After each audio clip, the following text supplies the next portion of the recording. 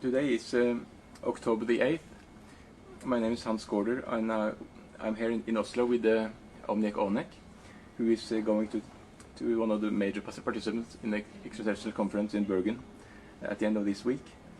So, Onek, for those who might not know about your life and your origin, would you please make a brief introduction about yourself? Oh, of course. I'm Onek. I come from the planet that you know as Venus, but not from the physical society. At the time it was a physical society, I didn't exist there. I was born when it had progressed to a higher level. It now exists on the astral. That's where I was living. I was living there as a child. I looked like a small child on Earth, even though I had lived there 130 Earth years. And then I was asked by my masters and spiritual teachers, would I come to planet Earth and as an experiment see how that physical life affects a person who originally had an astral body and manifested a physical body to live in the physical universe. And so I was excited as a child. I thought it would be an adventure. And they said I had karma with a little girl here whose name was Sheila. And so they started to prepare me, teach me about her family. And I got spiritual permission to accompany her soul in the birth process.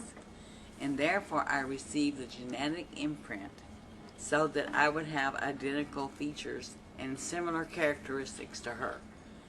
And I was like an unborn twin. My soul accompanied her birth. It was a process that was allowed because the spiritual masters said it was necessary to clear up a karmic connection that her and I had. At one time, she was my twin sister in France on Earth. They had a revolution, and I was working for the people and against the government, and they wanted to behead me, and my sister stood up and said she was I when they came to the house so that I could continue my work. So she died in my place. And in this life, Sheila would have a bus accident at 7 years old on the way to her mother from her grandmother. And so I would continue in her place. I'd replace her with her family.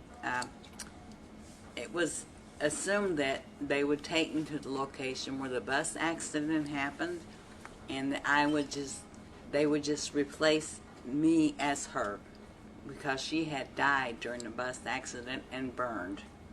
And so the exchange was made. But first, when I first came to Earth with my uncle Odin, who also has a physical body, he works as a scientist on a big mothership outside the Earth's perimeter, and he accompanied me, and my first stop was Tibet, and I stayed there for 1 year to learn English and to adjust to the physical body in a monastery that is primarily for that reason. It exists on many different levels, and so it's easier to adjust to the physical vibrations. And so I went there to learn to use my vocal cords and to learn how the body functions, which is all, the whole story is told in detail in my book, which is available. It was written in the 60s and published in 1991 by a UFO researcher and Air Force colonel named Wendell Stevens in America. And then I got invited to Germany, and from there I got a publisher who published the book, and then I wrote 2 more books while I was in Germany, and I stayed there for like 11 or 12 years working and doing tours.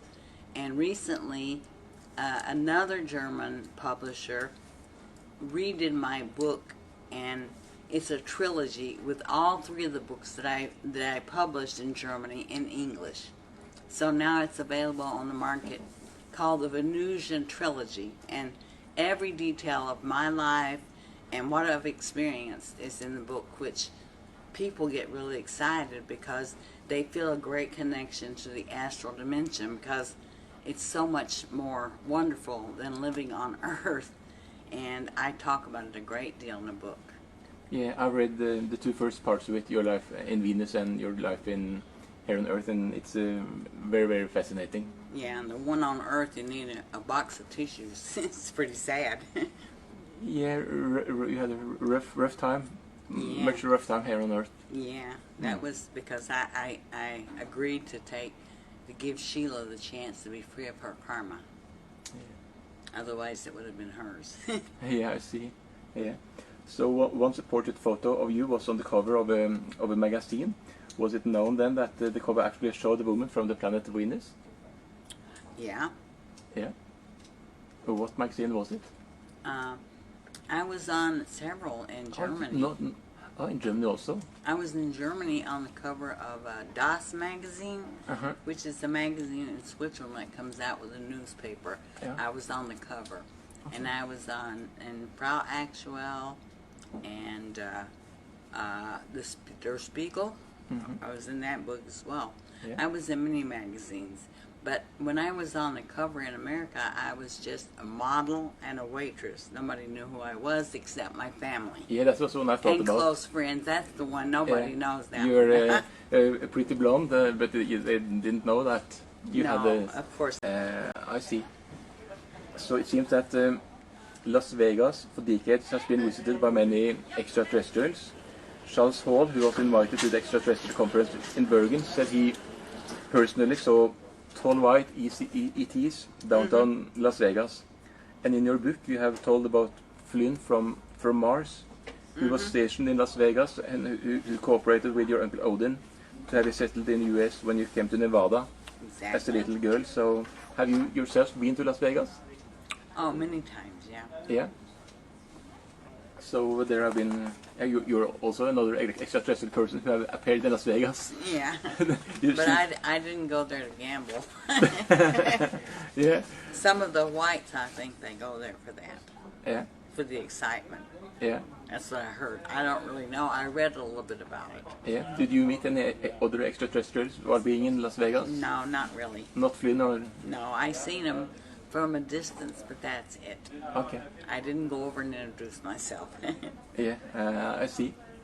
So, before coming to Earth in your present incarnation, was it considered for you to live in another country than the US, like Canada, Hungary, or Peru? No. So it has to be the US to take the place of this Sheila Gibson? Yeah, right. It was the connection to her and her family. Yeah, I see. So that's why I grew up where I grew up in America. Yeah, since it was the connection with her, it was you also got her family. It was the karmic connection, sure. Yeah, I see. Otherwise, I would have chose a different place, I'm sure. Yeah, not such a rough place. Yeah. So you had previous lives here on Earth. You were a dancer in Egypt during the pharaohs. Yeah. I was living in the time of Atlantis and Lemuria at that time. Oh, you also lived there, and then? Yeah. And I was in Egypt. I was an American Indian. I've been on Earth many times. Because you can, you have soul memories, so you remember all your previous incarnations. Yes, I do. So how was it? Yeah. And when I see souls, I know them. Even if I don't know them physically from this life, I have a connection to them usually from another time. Yeah. So every meeting I go to, it's like meeting friends I haven't met. Oh yeah. A reunion, yeah. Interesting, fascinating. Yeah, it's really nice. So how was it like in Lemuria? It was more high-tech than the Earth is today? Much. Yeah. Much more consciously aware. They were spiritually aware people. Yeah. Yeah. And they were some sort of colony coming from another place in the galaxy? Yeah. They were a mixture from Mars and from Venus, and there were some Palladians, I think. They all lived in Lemuria. Yeah. Yeah. It was a big space. Most of the, at the time, the Earth was young, and most of the colonies here actually came from other planets in this solar system. Yeah. because their planets were going into the dormant state where they wouldn't support physical life, so they migrated to Earth. I see. So what caused the destruction of Lemuria? It was an invasion of Pleiadians. It's mentioned in my Unknown History, Yeah. which Anya is going to make available through her publication. Yeah. They were wanting the technology which they wouldn't share because they said you had to have a certain awareness because this technology would be misused and they didn't want it used for war purposes. Yeah. And so they invaded Atlantis and Lemuria in a warlike way to take the technology, and that's what happened. And it's all in detail in my book. Okay. So I thought Lemuria maybe went under, was destroyed before Atlantis. Was some sort of war? They destroyed their own technology. Okay. To prevent them from having all the technology. Mm-hmm. They took some of the technology and they genetically manipulated humans and divided the brain into two halves and nullified the half that operates in connection with the other dimensions and the extraterrestrial ancestors. And so they only left intact the part that functions in the physical here. And human beings haven't been the same since. So it's like people descended from Lemuria, although the place was somewhat destroyed. I've learned it's now below the Gobi Desert in Asia, but people kept breathing from the Lemurians. Well, a lot of the people escaped into the center of the earth where they still reside, and they're still totally have everything intact, and they're waiting for the transformation of the earth. Okay. So they can rejoin the humans on the surface. Okay, so there are humans living inside Earth. Yeah, I don't know so much about that because I that's not within my realm of knowledge, but Yeah. I know they exist because of the history. Yeah. Yeah. But do they like escape from Earth from time to time? If they have some high technology, they might have spaceships and some hidden openings just to. They have openings, but I don't know exactly what they do if they come out in their ships and they go different places. I'm Yeah. sure they do. Yeah. I'm sure they explore, Yeah. but I'm not positive. I don't know much about it. I'm sure there are books written about this. Yeah. People have written stories about. They know more than I do. So they don't come up here on the on the surface to just mingle with ordinary humans. No, because people on Earth, they have controlling societies, religions, and so on, and people don't have much freedom, and they're not very aware spiritually. Yeah. So they're waiting for the transformation and the change on Earth to take place. Mm-hmm. Very interesting. So I've learned in that in Atlantis it was a bit more. It was not so spiritually enlightened as in Lemuria. It was more like negative use of misuse and technology and such things. But those were done by the invaders, or how was the Atlantis story? Yeah, there was the invaders who came and infiltrated the society and created divisions and negative instances within the society. Yeah. And corruption. Yeah. Okay. So and these invaders, were they humans? The Pleiadians. They were human Pleiadians, or were they another species? No, they were Pleiadians. Pleiadians have 7 different planets, and they're very divided, and half of them are very controlling, and half of them are very spiritually aware. Yeah. Yeah. Yeah. That's interesting to know this large difference between the Pleiadians themselves. Let's talk a bit about the life on Venus and people who come from the planet Venus. A Venusian with the name of Valiant Thor. He came to the USA in the 1950s, and he spent 3 years at the Pentagon meeting President Eisenhower and others. Yeah. He looked like an ordinary human, and he came from the interior of the planet Venus. So, do the people living in the interior of Venus live at the astral plane, as you did over there, or do they live at the physical plane? They live in the physical. Yeah. Yeah. The stories in my book about when we At one time, we went and lived underground because we were afraid of the sun. And some people followed Zadrian, a teacher, back to the surface because he proved that it was safe. And some didn't come, so that was a division of the people at the time. Yeah. So there are large civilizations, as in particular inside Venus, but also then inside Earth at present. Most planets are hollow because the magnetic energy that is the gravity force flows in and around the planets. Okay, so there's the interface between gravitation and magnetism. Yeah. Yeah, interesting. So, according to my sources, Earth is one of the few, or maybe the only planet in the galaxy that has a money system. How do you live well at Venus without having money? Well, when we were physical, we had a barter system. You know, we traded goods for.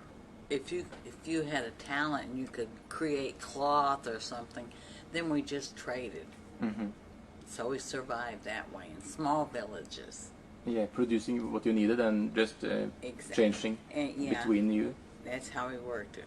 Yeah. And we walked away from the big companies and the systems of controlling and freed ourselves because they were using the multitudes to run their companies and they couldn't operate without the little people. Yeah, so that was some sort of tyrannical regime at Venus. It was a bloodless revolution. Yeah, but also then were in power. Did they have a specific cosmic origin? No. They were ordinary Venusian humans. Who succumbed to the negative forces and controlling forces, and they migrated to Earth and to other planets where they live and reside. Their ancestors, I mean, and now they're the ones that control and live here.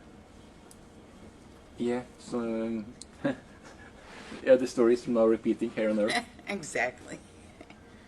Same old story again. Yeah, it seems. I assume there are other people from Venus living on Earth now. Have you met any of them? No. They only live here a short time.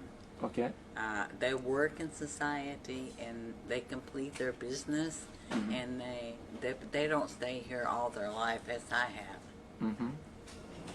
They prefer not to. It's maybe more comfortable at their home planet, or they're only comfortable here for a short time. I see. Now a bit about life in other dimensions. So you had told that during your life at the astral plane at Venus, from where you were following the life of the Gibson family in the US that you later became a part of.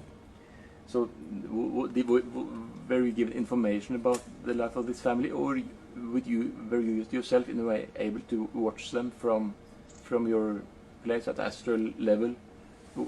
No, I was told by teachers who studied them, and they had the ability, the spiritual masters, to go and travel into time and the future and in the past, and they told me the history of the family and their names, so I could be familiar with particular relatives of Sheila's that I would be exchanging my life with. So I've become familiar with their names. Yeah. So, but are there some people in other dimensions or out there who can, in a way, monitor us from a distance? In the spacecraft, they can see people walking around on the streets and stuff. They have this technology, but they don't read people's minds, and they don't, because there's a spiritual protection for each individual. Okay. But they can monitor your whereabouts and your actions, but not in the houses outside. There's a famous channeler called Bashar, who is channeling some being from Zeta Reticuli, and he got the question, do you have television? And then he answered, no, we are watching you. So it's like how visible is life down here for those out there? Is it like when this summer it was the football World Championship in Brazil that some people out in space could from a distance watch the games and see how it was and enjoy the excitement? Yeah, of course. Yeah, that it is like that. Yeah. Okay. That's Anya. Yeah. So it's not the newspaper. or some spy. Or some spy. So now let's talk a bit about soul. Is it so that many life forms apart from humans have soul, like wild animals in the forest, tigers and elephants and so on? Every animal, every plant, every mineral is a soul, and they're in a certain life cycle. Mm-hmm. Every soul has to go through the cycle of mineral, plant, animal before it's human, mm-hmm. and serve purposes. Mm-hmm. And that's the whole soul evolution, mm-hmm. individually. It's a part of souls wanting to experience everything possible in the physical realm. Mm-hmm. And it's part of the soul's evolution, because the soul eventually, after it reaches human state, will experience every detail of being a human, mm-hmm. ugly and good, because to a soul nothing is bad or good. It's only a valuable experience. Mm-hmm. And then it will go on its evolution and gather all the knowledge it can until it has the awareness of the Creator, and then it will become a co-worker with the Creator, mm-hmm. and do jobs on higher realms. Mm-hmm. So that is the journey of soul, part of the journey of soul. Yeah. Soul is existing forever. Yeah. It's eternal. Mm-hmm. It's you don't know how long you've been here. Millions and millions of years, of mm-hmm. your existence. Yeah. Because you've been a mineral, you've been a plant, you've been an animal. And since you're human, you're caretakers for all these other forms because you need them, mm-hmm. in order to exist. Mm-hmm. You have to eat, you have to have minerals, you have to have meat, and so on. And every animal and plant knows that it serves a purpose for the higher being, so itself can become a higher being. Mm-hmm. It's a whole process that God created in a never-ending cycle, so that God never ceases to exist, but exists forever through its creation. Yeah, I see. So, but is it so that it's like human stage, being a human is like the highest physical level of the soul ladder? It's my impression that maybe some animals are even wiser than humans? No, but animals that are pets and in close proximity in lives with people are going to become a human next, and that's why they have a close relationship with people, mm-hmm. so they can observe how to behave, how to be a person. Oh, interesting. So house pets and horses, animals that are really involved with humans, are on the last stage. Yeah. So, but people who have been humans once or many times, can they later reincarnate as an animal, for instance? No. Once you're a human, you can't go back. You always go forward. You can't go back? No. Okay. When you reach a human state, you experience every human being that's mm-hmm. possible, mm-hmm. which is many. I mean, there's warriors, there's murderers, there's artists, there's everything. Movie stars. I mean, you've got to have every aspect of human abilities before you're finished as being a person. But you can circulate between planets, being in different planets in this galaxy or the galaxies. Yeah, of course you cover the whole physical galaxy. Because there are lots of humans in many planets. And there's also non-human, but they're higher advanced forms. Mm-hmm. They don't look like human beings, but they're intelligent beings. Mm-hmm. What appearances might they have? Oh, the Greys, which you know about. Yeah. And some reptilian, There are all kinds of forms of beings that are intelligent, but not exactly human in appearance. And they're not all kind. They're very dangerous, some of them, but the earth is protected now through the transformation. That hidden temples are joined together by energy. Yeah. And this is building a force field to protect the earth from any kind of negative aliens interacting with human beings without their permission. So that's not a danger anymore. It was at one time. Yes, another danger lies in infiltration. If there are humans cooperating with some Well, negative... if they're cooperating with them, that's different. They're inviting them. Yeah, because they can do it for... Because they have karmic reasons or for power, for whatever. I mean, that struggle is always going on. Yeah, it's nothing new, but it might still be the case here. Yeah, unfortunately. Yeah. It's a trap. So, now a little bit about one of my favorite issues, the history of our solar system. You mentioned it a bit. So I have the impression that much of folkloric informations have roots in reality. So nowhere in Norway, in our Norse mythology, there are figures by the names of Odin and Thor. And we have mentioned Vale and Thor, who came from Venus, and also your uncle by the name of Odin. Yep. So Isn't that wonderful? It's because they're the ancestors of the Nordic race. Yeah, so might it be that our mythology figures, Odin and Thor, in reality were visitors from Venus who... Exactly. Yeah, you think so, or you know it? I know it, yeah. You know it, well, it's like this? Yeah. I know that for sure, because the Venusians are the ancestors of the Scandinavian, the Nordic race, the white people on Earth. Yeah. Yeah. They're the ancestors. Yeah. And now they're mixed, you know, with other races, so on Earth, I mean. Yeah. So so I was excited when I learned I was coming to Norway. Yeah. Because my Earth parents, my great-grandmother and grandfather were from Norway. In the Gibson family also? Yeah, their name was Orange. Yeah. My grandmother, Earth grandmother's grandpa and grandma were from Norway, and their name was Orange. Yeah. George Orange, something like. I don't know anything. I got a history book. Finally today, Anya found one. So then you have like ancestors both in your Earth family coming from here, and also the ancestors and the Venusians. Of Scandinavians are the Venusians. Yeah.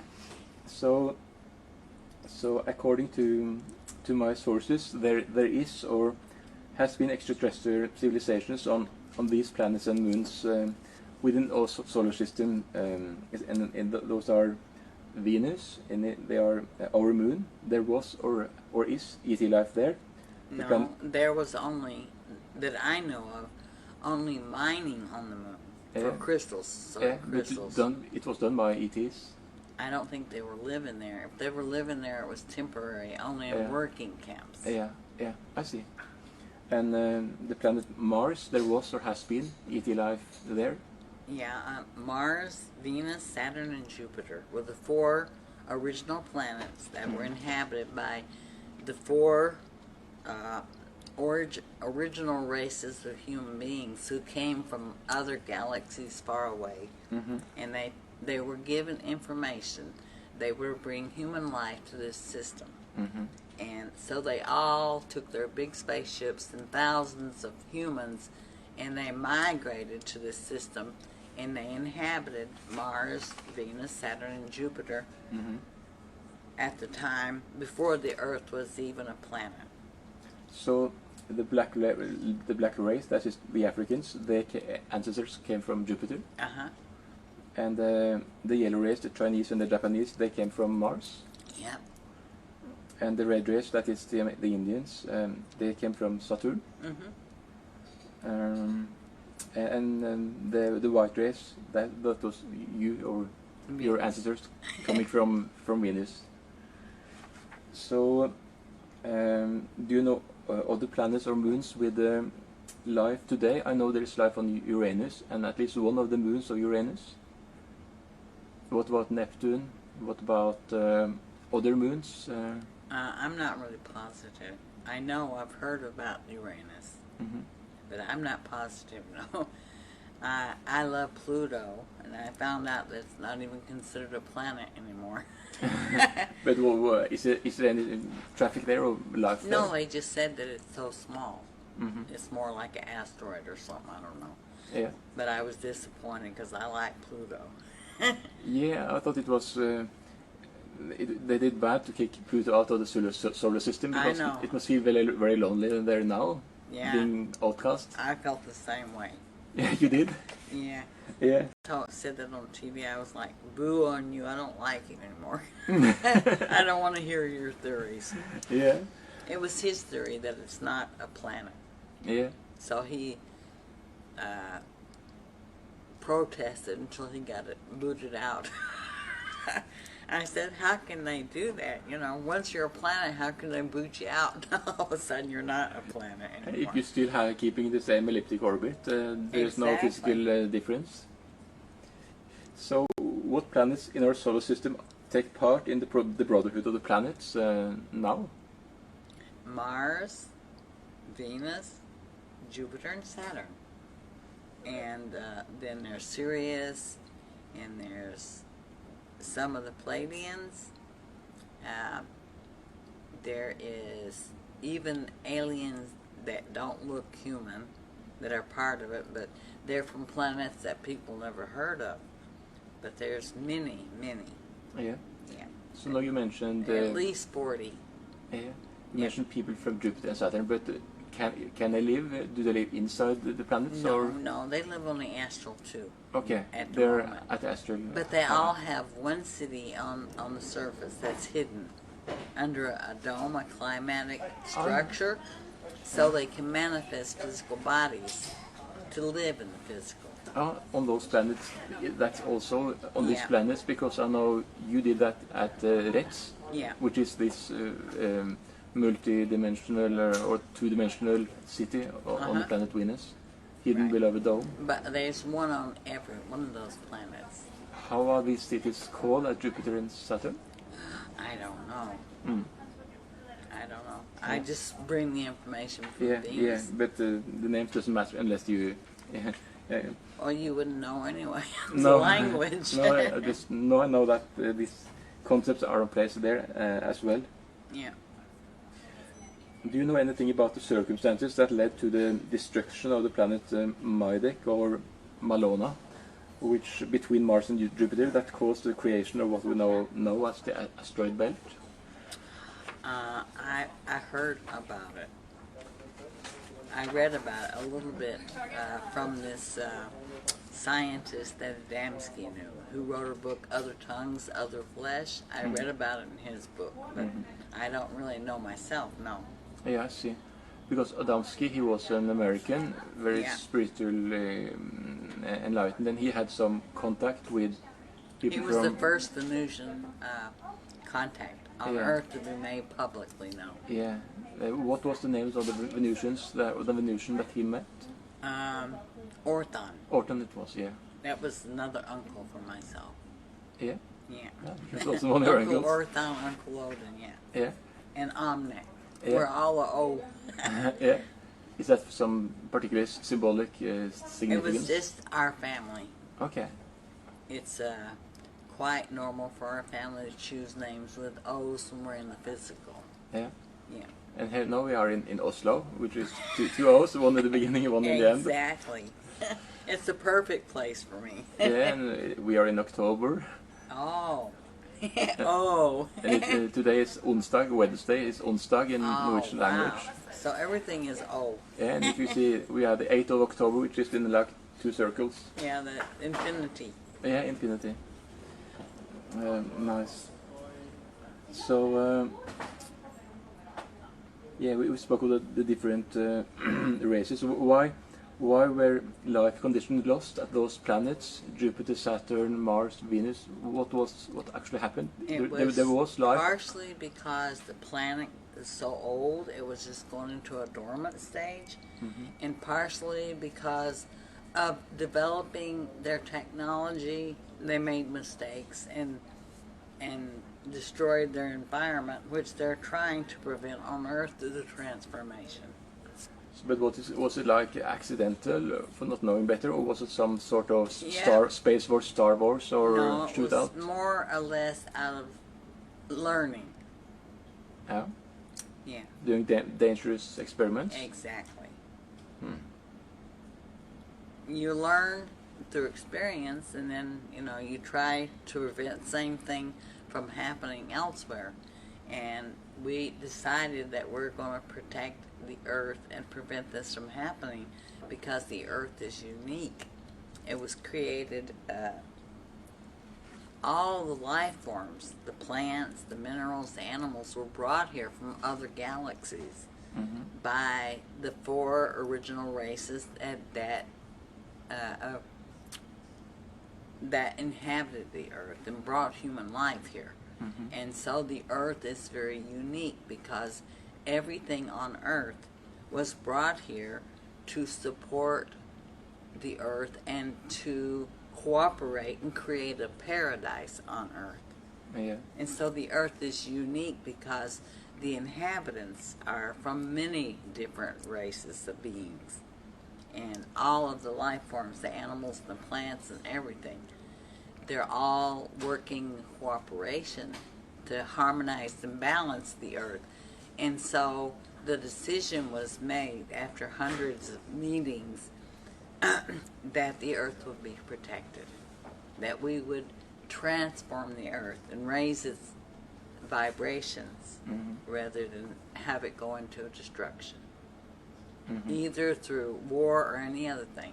So we're nullifying all the negative powers that are controlling and ruling the Earth, so that human beings have a chance to regenerate, and through the transformation process, the 2 brain halves will function as one, and new chakras will be created in the body, and the body will go through a process of changing to a higher form of being.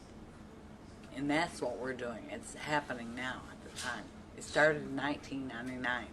So how are these changes implemented within, let's say, newborn babies? Is it some sort of genetic change, Well, or?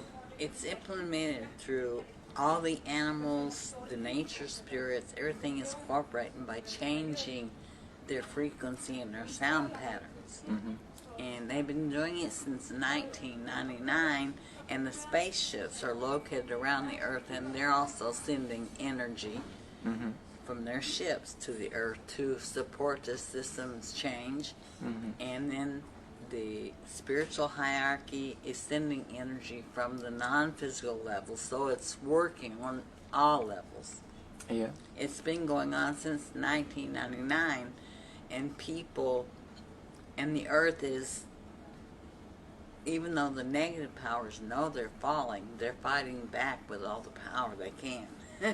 Yeah, they are Yeah, creating fear through the media and exactly. things like that. That they can't control anymore, and they don't want to give up.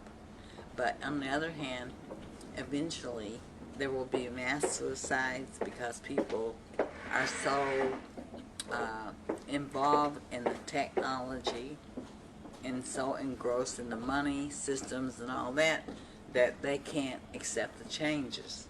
And things will get worse before it gets better, but it's that way with anything that's bad. I mean, it's like poison has to come to the surface before it can heal, Yeah. And that's what's happening. Yeah, I see. So there seems to be lots of UFO observations taking place nowadays. But are the UFOs and the larger ships, are they safe from being attacked by accelerated particle beam weapons that has been developed within U.S. military complex, industrial complex, and so on? Their technology is so great that the Earth has no chance because it makes all the technology exist here obsolete. It's so far more advanced than what we have on Earth. Yeah. Yeah. So we have no fear. They fear us. We don't fear them. Yeah. They don't even want to admit that we exist because of their fear. Mm-hmm. Even though they know of our technology, and since we won't give them the technology, and the negative aliens only exchange it with the okay to do the manipulation of the cattle and some humans, and now that's ended because of the transformation. Mm-hmm. But that was going on for a while, where that in exchange for certain technology, Yeah. they were allowed to abduct people and mutilate cattle and all that kind of stuff. Yeah, that was the deal being done in the 1950s by the U.S. President Eisenhower. Yeah, it was an exchange program. Yeah. And they have some of the technology and some of the ships, but now they're obsolete because their technology is far more advanced. Mm-hmm. So that stuff is out of date. Yeah. So what was it all good for? Yeah. Just to park in the underground and try to figure out how to use them. Yeah. They figured out some of it, but not most of it. Oh, they got other things they were not able to reverse engineer. No, they have all the computer systems and everything, and laser beams, all that stuff came from this technology. Yeah. But they don't know how to use the ships because they don't have the consciousness, Yeah. and they won't. You might need to have some spiritual Yeah. compatibility with some of You the have to technology. have. Maybe. You have to have before you can have this technology. Mm-hmm. It won't function without mind control, you know. Oh yeah. And man hasn't learned that yet. Mm-hmm. They only control each other. Yeah. So, and now a bit about some so-called scientific, I call it hypothesis. So the so-called Big Bang theory, it seems like it is assuming that our visible frequency spectrum, which is the 3D or the physical plane, it's focusing only on crude matter, but viewed in the perspective of the realms of the higher frequencies, where the vibrations are faster. It's like the crude matter only perspective on reality seems to be omitting important information about creation, which makes it somewhat unscientific. No. I go with the creator. I'm not into the Big Bang theory. Neither am I. No, So, it's too scientific, and it doesn't leave room for how everything came to be. yeah. It just tells you chemically how something could happen, but Yeah. it doesn't explain life or nothing about human beings or animals or nothing. Yeah, it's quite And reductionist. it leaves out the soul, Yeah, consciousness. and consciousness, Mm-hmm. all that stuff is not explained, so I don't go along with it. It's fascinating, but I'm not really in agreement with it. Yeah. And concerning how different life forms have come to Earth, is it so that some life forms might have been manifested from higher dimensions? Yeah. Because there's so much perfection in nature, as if it was designed somewhere else, and then through the hidden temples. yeah.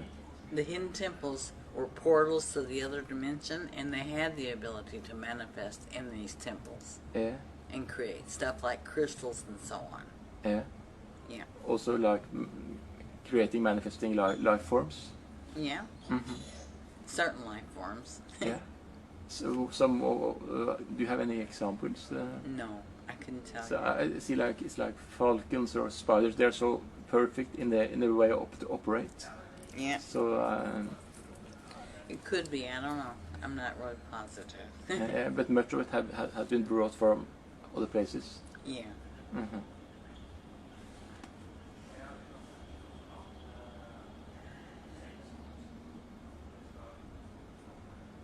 Like the pyrite, or what do you call it? This metal that always is formed in cubes. Mm-hmm. That is like one of the forms. It's a metal that forms in cubes. Okay. It's a mineral. Yeah. And it's like a metal, but it's always in cube form. Okay. So that's not made by nature. Mm-hmm. And I think gold, I think it's many different things. Yeah. They have to do with alchemy and all that. And the alchemy was connected to this manifestation process. Mm-hmm. Saint Germain was one of the features. He lived in France some centuries ago. Yeah. Okay. So he was some sort of alchemist, or Yeah. I studied under him as an alchemist. He wasn't a spiritual teacher for me. he was not.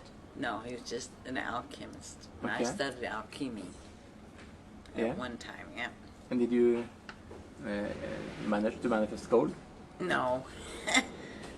I still have no idea what in the world I was doing. Yeah. I never understood the whole process. Yeah.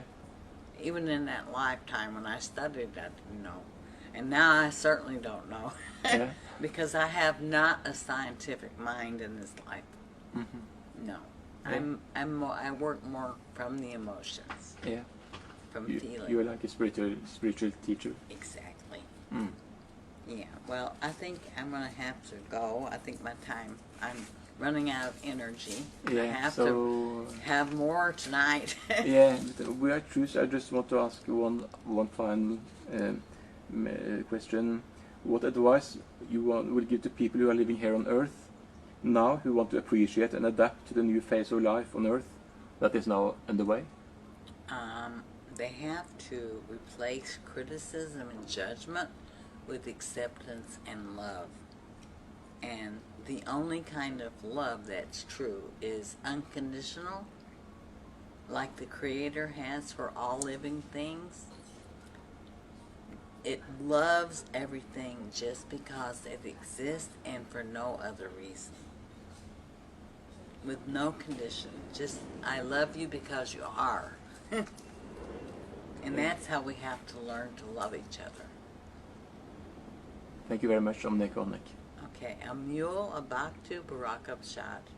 That means, may the universal love and blessings be. Thank you. Thank you. Very good. Thank you, Hans. You're welcome.